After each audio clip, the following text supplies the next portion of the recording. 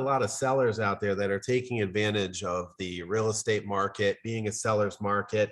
But there's also a lot of sellers that are leaving themselves open to potential litigation and liabilities later on after, or maybe even during the transaction. And there's a part of the process that we used to do all of the time, and that was a pre-list home inspection. And I'd love to hear your take on that process and what your thoughts are. The pre-list home inspection is a tool that sellers can use to learn about their own house and give the most accurate disclosure possible to a potential buyer.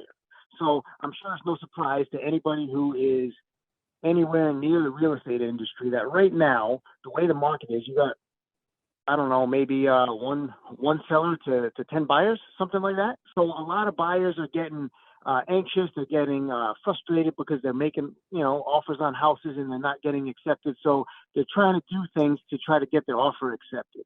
So one of those things that they're doing is waiving their home inspection. But if you're a seller now, the first thing you think of is, oh my God, this buyer is going to waive his home inspection. So that means this is a done deal. What they don't realize is there is a legal obligation when you sell a piece of real estate in a transaction to put forth an accurate disclosure to the potential buyer. Yeah. Now, when people do a home inspection, whether the buyer does it for themselves or whether the seller does it as a pre-list inspection, you're bringing in a third party, a professional home inspector like myself, to do the inspection for you. And that's going to give you all the information that you need. That might make it more likely that a buyer waives their inspection, which from a seller's standpoint is what you want. But what gets lost in the shuffle is if you do that, then you're protected legally by having paid somebody to do your home inspection. Right. If you don't do an inspection as a seller and the buyer waives their inspection as a buyer, and then they move into the house and something breaks or something goes wrong, and the seller either intentionally or more likely unintentionally forgot to put something in their disclosure. Maybe under certain conditions, the roof leaks a little bit or something that they forgot about. Maybe there's something that's a little bit broken in the house that they just kind of live with that is kind of like not top of mind present.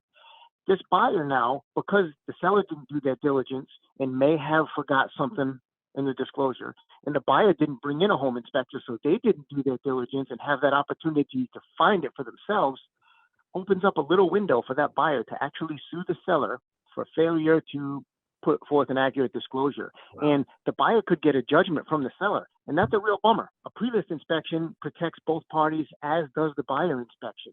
So I would say as a seller in a market where a buyer may be waiving their inspection, or as the market starts to cool down, this might help maybe a couple of more buyers consider waiving their inspection because you're doing it for them for just a few $100.